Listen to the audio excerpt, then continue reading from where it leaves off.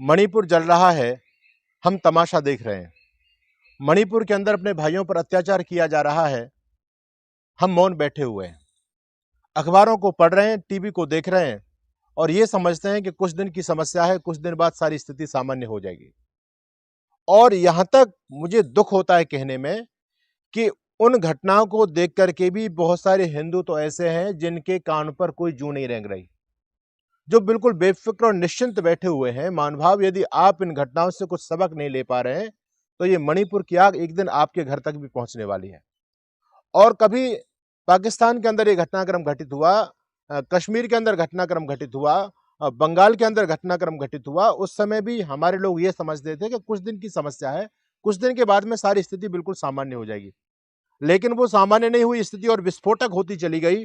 और वो स्थिति वहां पर आकर के थमी जब हमारे एक एक हिंदू को टारगेट करके मार दिया गया या उनकी संपत्ति पर कब्जा करके और उनको घर से बाहर निकाल दिया गया। ये स्थिति वहीं तक थमी है। शुरुआत मणिपुर से हो चुकी है। पूरी मीडिया पर विधवा विलाप आजकल चला हुआ है। हर नेता, अभिनेता, बुद्धिजीवी, पत्रकार, जो देश की ज्यादातर लुटियन मीडिया के जो पत्रकार हैं, सब छाती पकड़ पकड़ के पीट पीट करके रो रहे हैं। अरे बड़ा अत्याचार हो रहा है, महिलाओं को नंगा वहां पर घुमाया गया है, पूरे विश्व पटल पर भारत की छवि को खराब किया जा रहा है। आपसे कहना चाहता हूं, जरा वहां जाकर के देखो, जिन महिलाओं की तुम बात कर रहे हो वो महिलाएं खुद नंगी वहां पर घूम रही हैं, खुद नंगी निर्वस्त्र होकर के बेशर्म हमारी आर्मी पर अटैक कर रही हैं। हमारी पुलिस के जवानों को दौड़ा दौड़ा करके वही नंगी महिलाएं उन आर्मी के और पुलिस के जवानों को पीट रही हैं। उनको वो वीडियो किसी को नहीं दिखाई देता, उनको खुद अपनी इज्जत का ख्याल नहीं है। और मैं आपसे कहना चाहता हूं, वहां पर महिलाओं का नंगा होना और नंगा होकर के प्रदर्शन करना एक आम बात हो चुकी है। उन महिलाओं की आंखों में बिल्कुल भी शर्म नहीं बची है। आपने वो वीडियो देखा है, दुनिया ने वो वीडियो देखा है, लेकिन कोई यूट्यूब पर उसको नहीं डाल सकता क्योंकि उस वीडियो को डिलीट कर दिया जाता है। लेकिन व्हाट्सएप ग्रुपों के द्वारा ज्यादातर लोगों ने उस वीडियो को देखा है। उस पर कोई क्यों नहीं बोलना चाहता? उन महिलाओं को अपनी इज्जत का खुद ख्याल नहीं है। और जो क्रिश्चियन, ईसाई, विधर्मी लोग वहां के हैं, उनका ट्रेड बना हुआ है। जिस प्रकार से आपने दिल्ली के अंदर देखा, शाहीन बाग कांड हुआ, उस शाहीन बाग कांड के अंदर मुसलमान लोग खुद पीछे हो गए और अपनी महिलाओं को आगे कर दिया। उसी प्रकार से सारे के सारे मणिपुर में रहने वाले ये ईसाई, चाहे वो कुकी हो, चाहे वो नगा समुदाय से आते हो, वो दोनों समुदाय ईसाई समुदाय हैं, ये लोग भी खुद पीछे हो जाते हैं और अपनी महिलाओं को नंगा करके पुलिस और आर्मी के सामने कर देते हैं। जब हमारी इंडियन आर्मी और पुलिस जब कुकी और नगा समुदाय के उन आतंकवादी ईसाइयों को पकड़ती है, पुलिस थाने के अंदर जब उनको बंद करती है, तो ये सारी की सारी ईसाई महिलाएं खुद अपने जिस्म के कपड़े उतार करके और नंगी होकर के, हाथों में लाठी लेकर के हमारे थानों पर और वहां पर जो स्थान होते हैं जहां पर उनके गुर्गे बंद होते हैं, उनको जबरदस्ती प्रशासन से छिनवा करके लेके जाती है।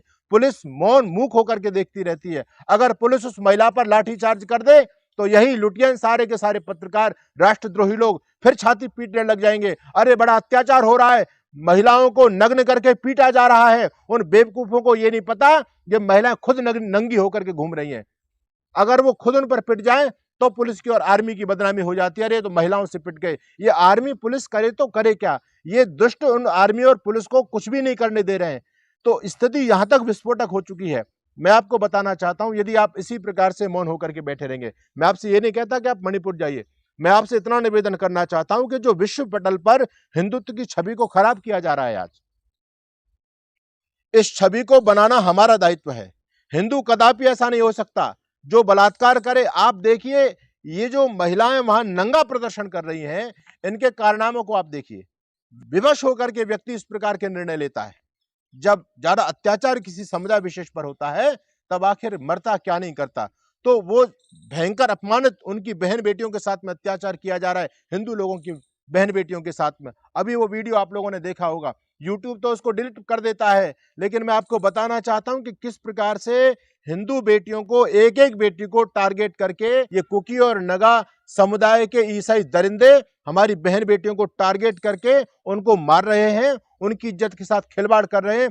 एक मासूम सी बच्ची को किस प्रकार से बेरहमी से मारा गया, उसके बालों को खींचा गया, उसके मुंह पर कितने थप्पड़ और मुक्के मारे गए और उसके किस प्रकार से सड़क पर खींच करके और फिर बाद में गोली से शूट किया गया। ये वीडियो किसी को दिखाई नहीं देता।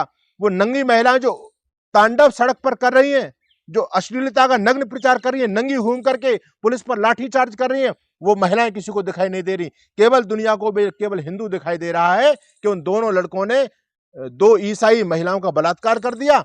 अरे भाई, वो तो बलात्कार किया गया, मैं उन लड़कों का पक्ष नहीं लेता, लेकिन मैं ये कहना चाहता हूं कितनी हिंदू बहन बेटियों का गला घोटा जा रहा है, इस पर आप लोग क्यों नहीं बोलते? और भारत की छवि को एक नैरेटिव चलाया जा रहा है पूरी दुनिया में, ओहो ईसाइयों का दमन हो रहा है, ईसाइयों का दमन हो रहा है। अरे भाई, तुम जाकर के देखो, तुम हिंदू खुद इस दुष्प्रचार में लगे हुए हो। वहां की स्थिति जाकर के देखो, हिंदू कोई बोलता है गला काट दिया जाता है। वहां पर उनकी भाषा में यदि कोई उनकी भाषा को यदि नहीं जानता और थोड़ा सा आपने कुछ अलग से एक्टिविटीज कर दी, आपको सरेआम आपका गला रेत देंगे। ये वो दरिंदे हैं। और दूसरी बात मैं कहना चाहता हूं, मैंने वीडियो दिया, बहुत से लोगों ने टिप्पणी की, ये तो केवल भाजपा के एजेंट हैं। हम किसी के भी एजेंट नहीं है, हम राष्ट्रवादी लोग हैं, हम सन्यासी लोग हैं। ये भगवा बाणा पहनते हैं और समाज की दी हुई 2 रोटी खाते हैं, तो हिंदू समाज की रक्षा करना हमारा दायित्व है। इसलिए हम खुल करके बोलेंगे। अगर राष्ट्र की बात कहना, हिंदू हित की बात कहना, लोग इसमें यह समझते हैं कि भाजपा का एजेंट है, तो बिल्कुल मुझे भाजपा का एजेंट माना जाए, मुझको इसमें कोई ऐतराज नहीं है। मैं हिंदू हित के लिए और सनातन संस्कृति के लिए जीवन जीता हूं। इसलिए आप आरोप लगाइए, हम रुकने वाले नहीं है। जो लोग ये कह रहे हैं कि आज मोदी की सरकार है, फिर भी हिंदुओं का दमन वहां पर हो रहा है। मानभाव मैं आपको बताना चाहता हूं, मोदी की सरकार जब से मणिपुर में बनी है, तभी से तो दंगा फसाद वहां पर शुरू हुए हैं। नहीं, वहां तो सोते सोते हिंदुओं को काट दिया जाता। कांग्रेस के पापों को मोदी सरकार धो रही है।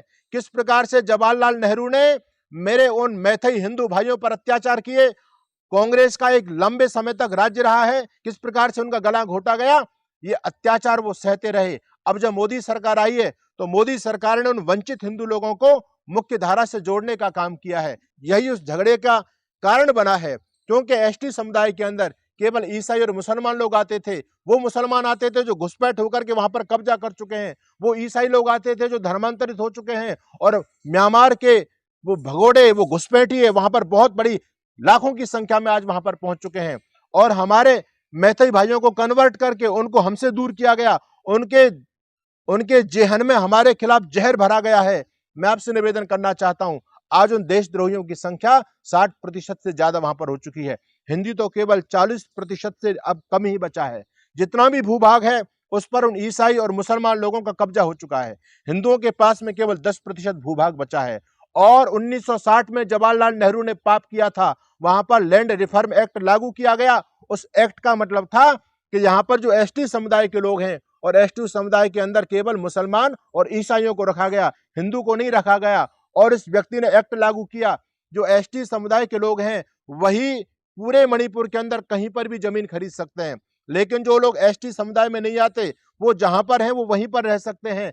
पहाड़ी भूभाग पूरी तरह से मणिपुर का 90% हिस्सा इन कुकी और नगा और मुसलमान लोगों ने कब्जा लिया है। मेरे मैथई हिंदुओं के पास में तो केवल 10% भूभाग बचा है। अब जब मोदी सरकार ने आकर के उन मैथई हिंदू लोगों को भी अनुसूचित जाति के अंदर मिलाना चाहा, तब इनको दिक्कत हुई। इनको लगा कि अब तुम्हारे अधिकार छिन जाएंगे। अब तक तुमने खूब मलाई चाटी है, अब तक सरकारों ने तुम्हारा साथ दिया है। मणिपुर के अंदर जब से भाजपा की सरकार बनी है, तब से हिंदू हित की बात होने लगी है। हिंदू सबल हो जाएगा तो हमारे लिए समस्या खड़ी हो जाएगी। इन लोगों ने अपने आकाओं को बोला जो दिल्ली के अंदर बैठे हैं, चाहे वो खड़गे हो, चाहे राहुल गांधी हो, चाहे ममता बनर्जी हो, चाहे और भी देशद्रोही गुर्गे हों, चाहे वो लुटियन पत्रकार हों, चाहे ये जेएनयू के गद्दार हों, इन सब लोगों को रात रात में फोन खटखटाए गए। अरे यहाँ तो अब हिंदू हित की बात होने लग गई, हिंदुओं को सबल किया जाएगा। हमको क्या करना चाहिए? इनके पास में सबके तार आपस में देशद्रोहियों के जुड़े हुए हैं। उन्होंने कहा दंगा करो, और जानबूझ करके इन्होंने खुद गेम खेला है।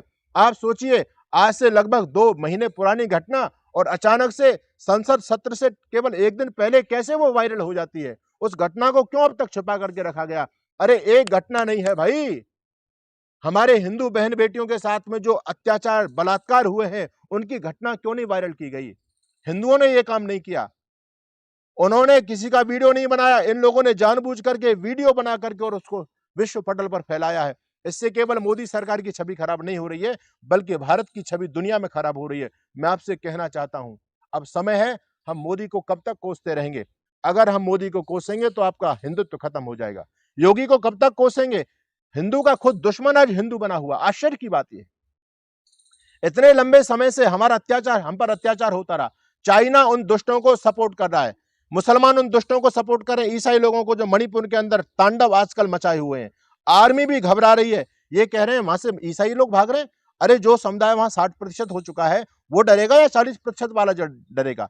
आज भी आर्मी जब वहां से पहुंची है तो आर्मी अपने मैथई हिंदुओं को वहां से सुरक्षित स्थानों पर लेकर के जा रही है। मैं आपसे निवेदन करना चाहता हूं, आज आक्रमण मैथई हिंदुओं पर हो रहा है, आज मणिपुर जल रहा है, ये आग आप तक भी पहुंचने वाली है। यदि आज हम लामबंद नहीं हुए, एकत्रित नहीं हुए, तो मैं आपसे कहना चाहता हूं कि ये भयंकर खतपरवार, ये कैंसर का रोग पूरे देश में फैल चुका है। अगर इसी प्रकार से हम मौन रहे, ईरान हमारे हाथ से चला गया, अफगानिस्तान चला गया, Nepal, Bhutan, Tibet, Sri Lanka, Myanmar, Bangladesh, Cambodia, Philippines, Malaysia, Indonesia, Thailand, Vietnam, अगर यहां पर कभी हमने विरोध किया होता तो यहां से हमारी नस्लें कभी बर्बाद नहीं हुई होती, यहां पर हमारा साम्राज्य होता। लेकिन मणिपुर की तरह हम यहां पर भी मौन बैठे थे, हम अपने हिंदू भाइयों का मजाक देख रहे थे। यही हमारी मानसिकता रही तो हम पूरे विश्व से खत्म हो जाएंगे और फिर तुम्हारे पास में भारत की 1 इंच जमीन भी नहीं बचेगी। तुम्हारे लिए मरने के लिए कोई ऑप्शन बचेगा तो केवल हिंद महासागर बचेगा।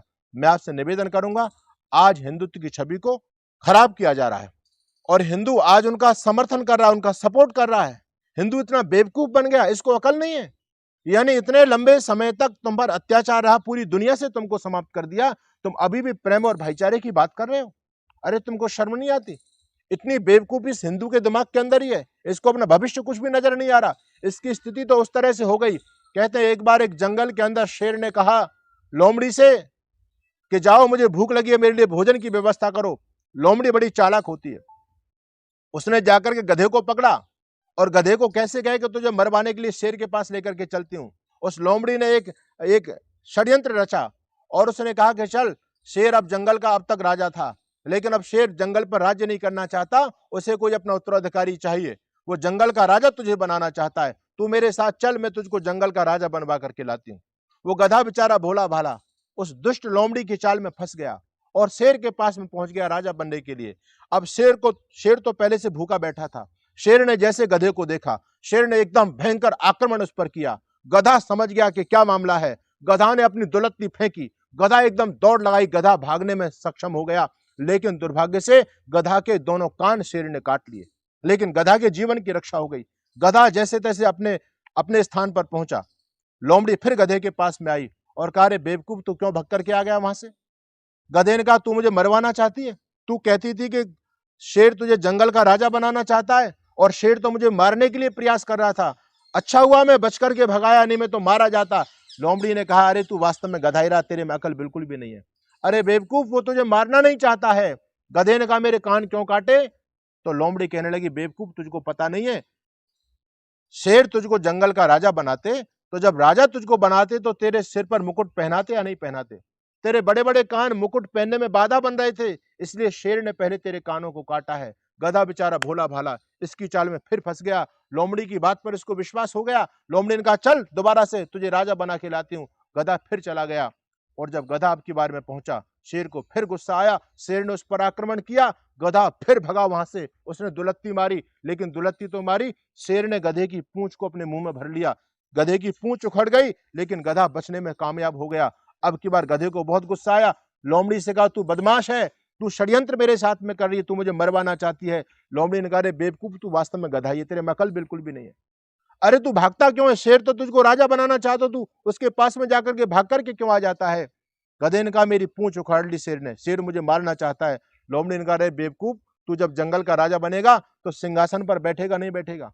अगर तू सिंहासन पर बैठेगा तो तेरी पूंछ उसमें बाधा बनेगी नहीं बनेगी? इसलिए शेर ने तो तेरी पूंछ को काट करके तुझे सिंहासन पर बैठाने के योग्य किया है। गधा इसकी बातों में फिर आ गया। लोमड़ी ने कहा, चल अब की बार तुझे जंगल का राजा बनवाती हूँ। तीसरी बार गधे को लेकर के जब लोमड़ी पहुंची, अब की बार शेर हमला करने में सफल हो गया और गधे को मार दिया गया। शेर ने लोमड़ी से कहा कि अब जल्दी से इसका दिमाग, इसकी खोपड़ी, इसकी आंतें और इसका हृदय मेरे पास निकाल करके जल्दी खाने के लिए लेकर के आ। लोमड़ी केवल उसके फेफड़े और उसका गुर्दा लेकर के पहुंची। शेर ने पूछा उस लोमड़ी से, इसका दिमाग कहाँ है? इसका मस्तिष्क तू मेरे पास लेकर के नहीं आई? लोमड़ी ने कहा, महाराज, अगर इसमें दिमाग होता तो 2 बार कटने पिटने के बाद तीसरी बार भी आपके पास आता क्या? ये इसमें बेचारे में दिमाग कहां था, तभी तो मारा गया। ये हिंदू भी वही बेवकूफ है, गधे की तरह काम कर रहा है, इसमें दिमाग नहीं है। जिन लोगों ने इनकी माँ बहन बेटियों की इज्जतें लूटी हैं, जिन्होंने हमारी पवित्र गौ माता पर आरी चला करके उसके मांस को खाया है, जिन्होंने हमारे लाखों मंदिर लूटे हैं, हमारी बहनों के शील भंग की है, उनके साथ में प्रेम और भाईचारे की बात कर रहा है। इसको हिंदू के साथ खड़ा होना चाहिए या गौमांस भक्षी क्रिश्चियन के साथ खड़ा होना चाहिए। इसको अकल नहीं है। आज भी ये लोग कह रहे हैं तो हिंदुत्व का एजेंडा चला रहे हैं। अरे तू हिंदू, तू किस बात का हिंदू है? तुझे शर्म नहीं आती? जो हिंदू हिंदुत्व का विरोध करता है, समझना उसका डीएनए हिंदू का नहीं है, वो संदेहास्पद है। हिंदू कभी हिंदुत्व का विरोध कर ही नहीं सकता, और कर रहा है तो आप समझ जाइए वो हिंदू नहीं है, वो निश्चित रूप से और कोई है। तो मेरा निवेदन है, जो आज षड्यंत्र विश्व पटल पर हिंदुत्व को बदनाम करने का चल रहा है, ऐसा कुछ भी नहीं है। वो लोग बहुत अत्याचार हिंदुओं पर कर रहे हैं। इन 2 बच्चों से गलती जरूर हुई है, लेकिन इनसे ज्यादा जघन्य पाप उन क्रिश्चियन ईसाइयों ने किए हैं। उनको फांसी पर क्यों नहीं लटकाया जा रहा है? इन 2 बच्चों का ही कसूर आपको दिखाई देता है? उन दरिंदों का कसूर नहीं दिखाई देता है, जो मासूम सी हिंदू लड़की को शूट कर रहे हैं? और एक नहीं, ऐसी सैकड़ों हिंदुओं का नरसंहार हुआ है। हिंदुओं के मकानों को जलाया गया है, उनके व्यापार को ठप किया गया है, उनकी रईसई भूमि पर कब्जा किया जा रहा है। ये किसी मीडिया वाले को दिखाई नहीं देता, किसी बुद्धिजीवी को दिखाई नहीं देता, किसी नेता और अभिनेता को दिखाई नहीं देता, राहुल गांधी ममता बनर्जी को दिखाई नहीं देता, खड़गे को दिखाई नहीं देता, केजरीवाल को दिखाई नहीं देता, और अन्य जो लोग हैं जो राजनीतिक रोटियां सेक रहे हैं, जिनके दिमाग में राष्ट्र संस्कृति धर्म कुछ भी नहीं है, ऐसे गद्दारों को कुछ भी नहीं दिखाई दे रहा, सच्चाई कुछ भी नहीं दिखाई दे रही। मेरा मकसद है सच्चाई आप तक पहुंचनी चाहिए। हम सन्यासी हैं, यदि हम नहीं बोलेंगे, हम पर आरोप लगाने लगाइए, कोई चिंता की बात नहीं है। यदि सत्य कहना किसी वर्ग विशेष का हो जाना है, तो आप मुझको किसी वर्ग से जोड़ सकते हैं, मुझको इसमें कोई भी आपत्ति नहीं है। मैं सत्य कहूंगा, हिंदू हित की बात कहूंगा, धर्म और संस्कृति के लिए जीता हूं और धर्म और संस्कृति के लिए मरूंगा। आप सभी का बहुत बहुत धन्यवाद। जय हिंद, जय भारत।